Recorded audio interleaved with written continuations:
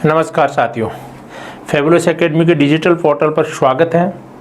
जैसा कि हमने इससे पहले दो जो डिस्कशन है वो कर लिए हैं और दोनों डिस्कशन थे एयरफोर्स ग्रुप वाई जीके के। जीके हमारे दो डिस्कशन में कॉमन था, बाकी अन्य डिस्कशन भी आपके लगातार आ रहे हैं। अभी हम एयरफोर्स ग्रुप वाई के जो डिस्कशन है उन्हीं को देख रहे हैं।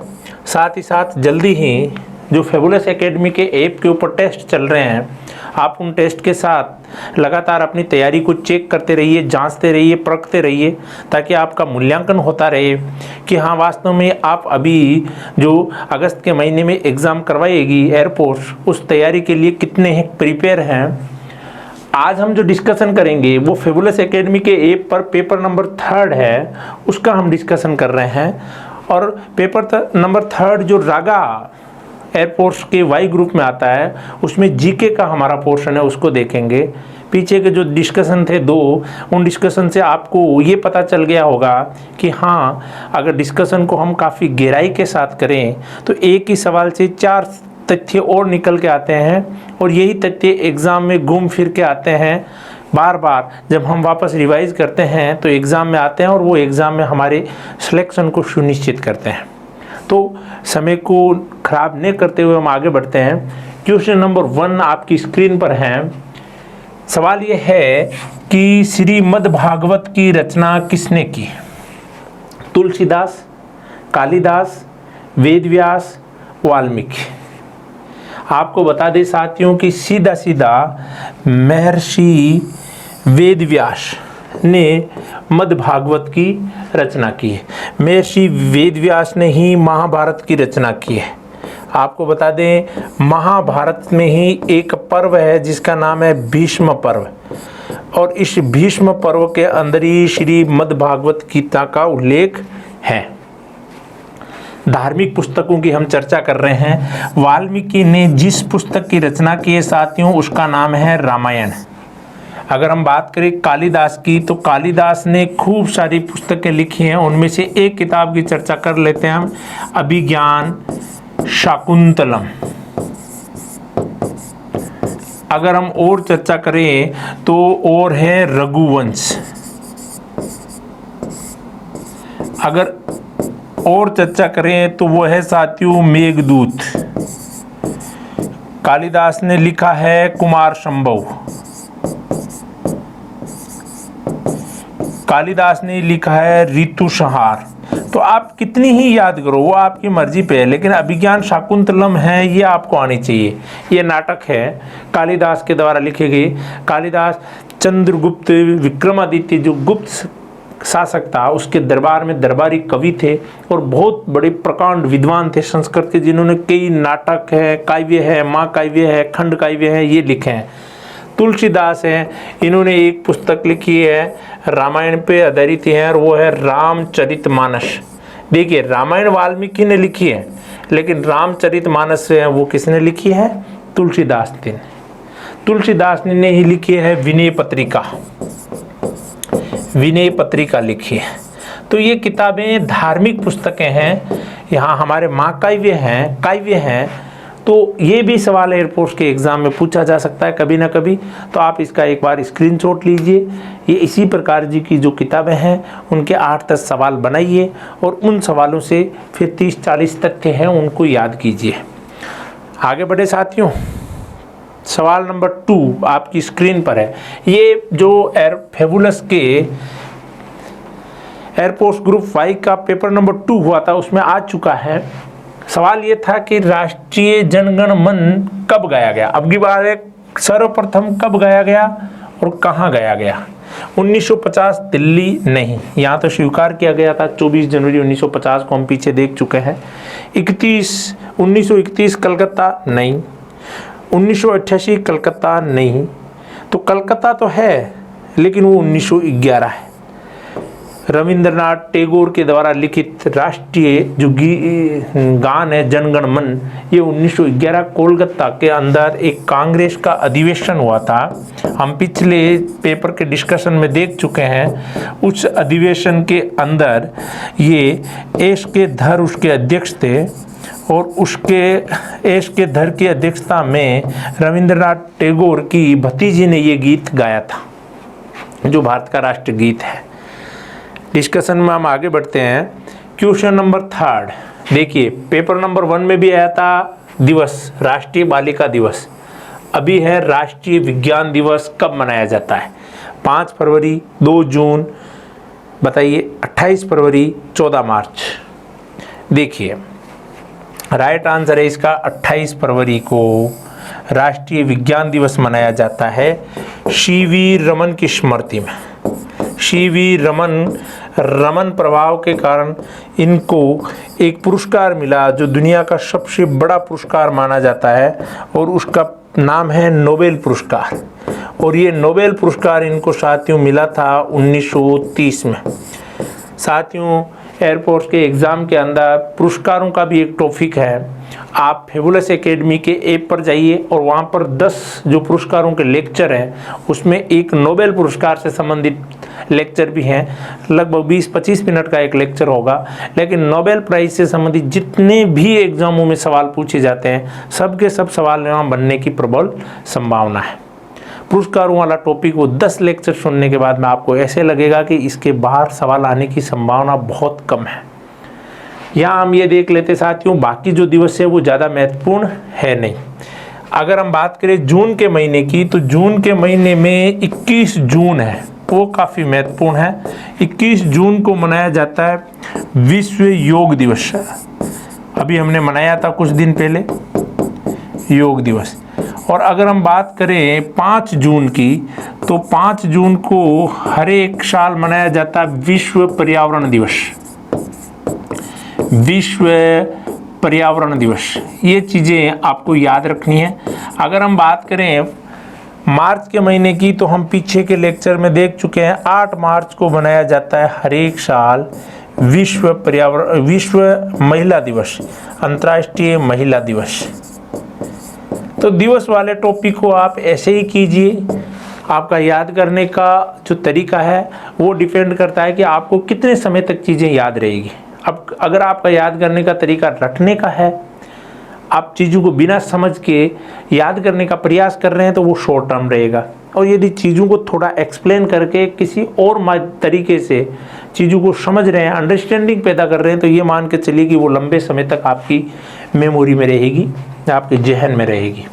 तीसरा सवाल राष्ट्रीय विज्ञान दिवस का था और हम यहाँ देख लिए। यहाँ से एक सवाल और भी कई बार जहन में आता है, पूछ भी सकते हैं। राष्ट्रीय खेल दिवस जो मेजर ध्यानचंद की स्मृति में मनाया जाता है, और ये खेल दिवस मनाया जाता है हर एक साल दोस्तों 29 अगस्त को। ये भी आपको ध्यान रखना है, ठीक है साथियों। एक बार आप इसका स्क्रीनशॉट लीजिए, फिर हम आगे बढ़ते हैं। क्वेश्चन नंबर 4 आपकी स्क्रीन पर है। ये बुक्स का सवाल है। सवाल नंबर 4, सवाल ये था कि डिस्कवरी ऑफ इंडिया पुस्तक किसने लिखी थी? सवाल पूछते हैं साथियों ऐसा। पहला सवाल श्रीमद् भागवत गीता का था। उससे पहले हमने चेतन भगत और अमिताभ घोष के बीच में जो उपन्यास हैं उनको देखा, और अभी यहाँ देख लो डिस्कवरी ऑफ इंडिया को देख लिया। महात्मा गांधी नहीं है। महात्मा गांधी ने 2 किताबें प्रमुख लिखी है। एक किताब है साथियों इनकी हिंद स्वराज, क्या नाम है उसका? हिंद स्वराज। दूसरी है सत्य के साथ मेरे प्रयोग, सत्य के साथ मेरे प्रयोग, माई एक्सपेरिमेंट विथ ट्रुथ, ठीक है। दूसरी पुस्तक ये है साथियों। तो 2 आ गई इनकी।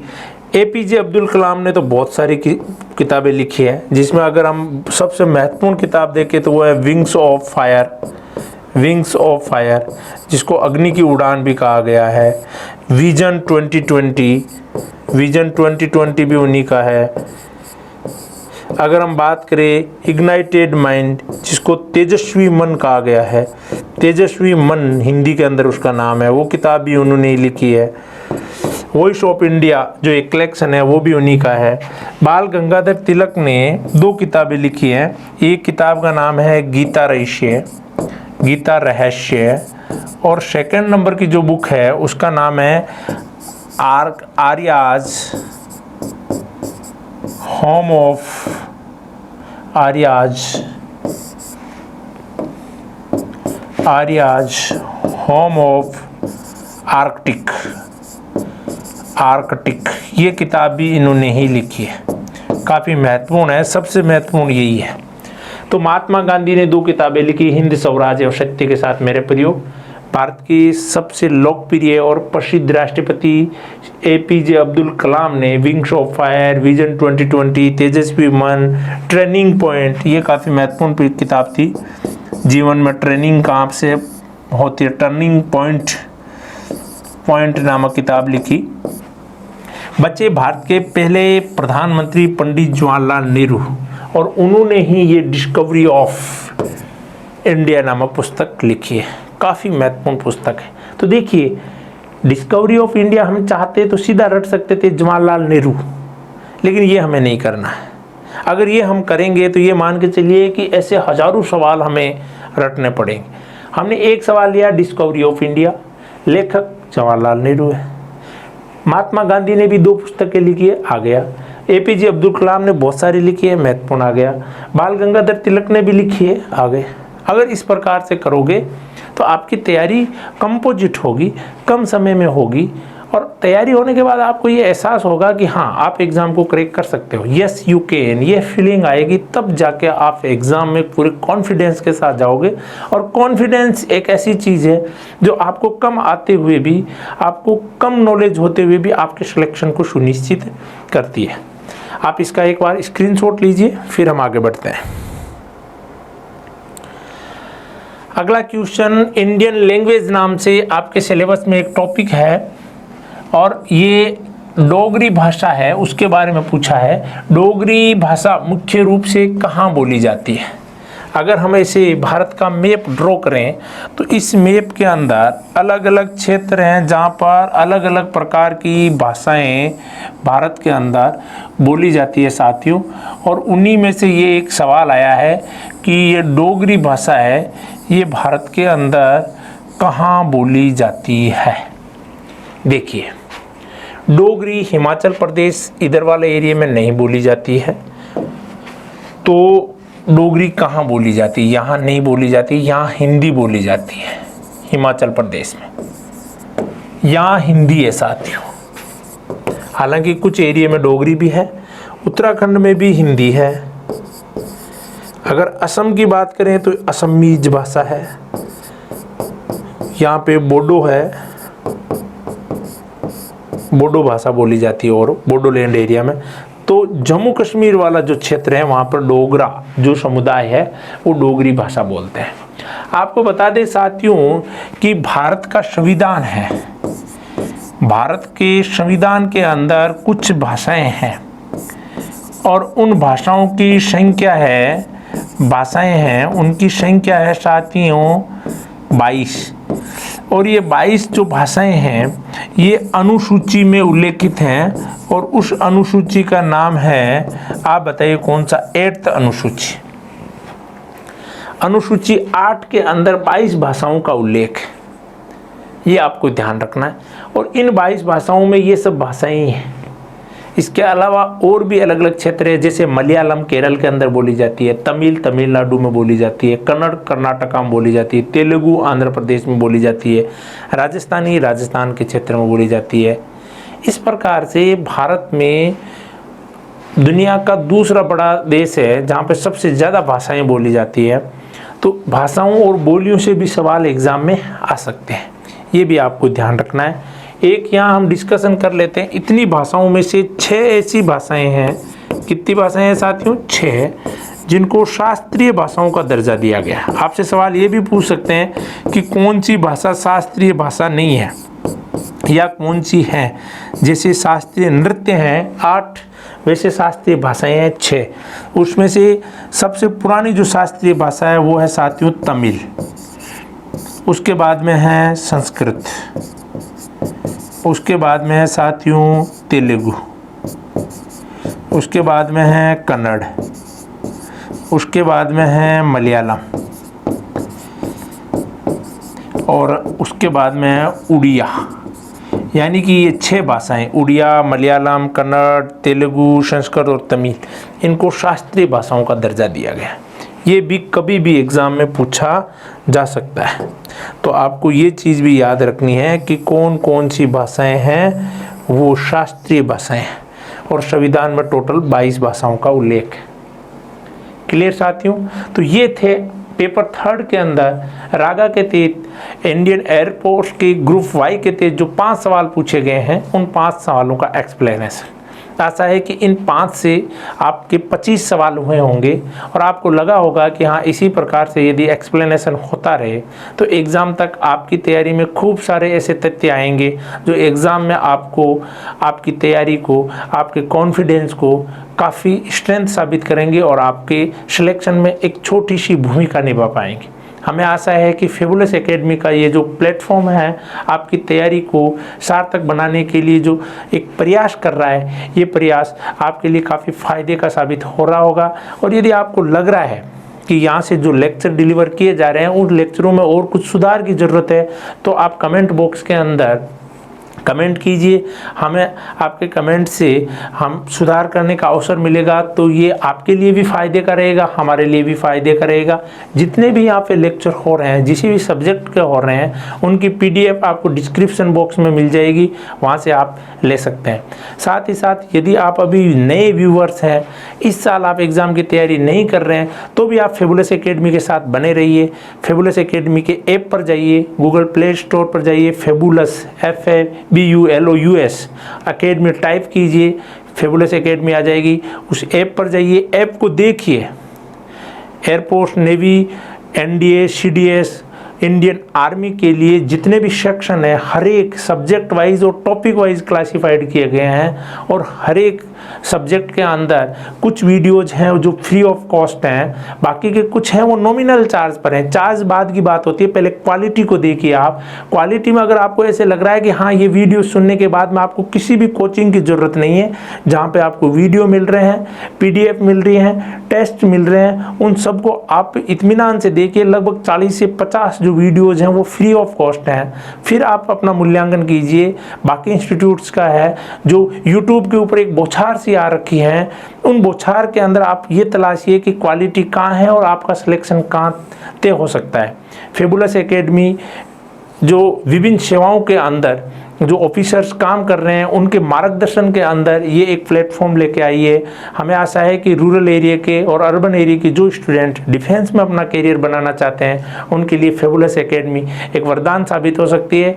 आपके इन सुझावों से, आपके जो सजेशन होंगे, उनसे हमें और अच्छा करने का अवसर मिलेगा। मिलते हैं साथियों अगले वीडियो के साथ। तब तक के लिए आप अपनी तैयारी में जुटे रहिए। आशा है कि एयरफोर्स जल्दी ही एग्ज़ाम करवाएगी और आपको उन एग्ज़ाम में ज़रूर सफलता मिलेगी। धन्यवाद।